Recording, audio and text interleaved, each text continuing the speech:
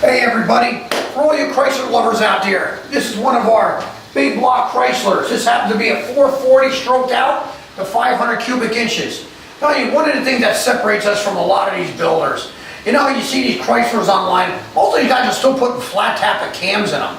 I won't build that way. This has roller camshafts in them, hydraulic rollers and solid roller cams. We don't play that game.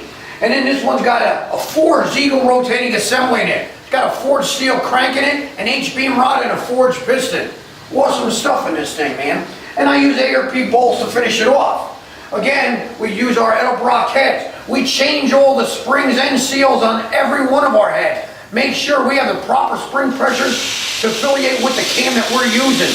This one's got the Magnum Series roller rocker shafts. Oh, awesome set of rockers. Manley push rods. Holly carburetor, Edelbrock intake, MSD distributor. This one's got a full bolt march. Again, if you're looking for a great piece, give us a call at 1-800-267-3940. And again, we accommodate each and every one of you guys. Whether you're looking for a Chrysler, a Pontiac, a Chevy, a Ford, you name it. We build them old, we build them wild. Thank you very much.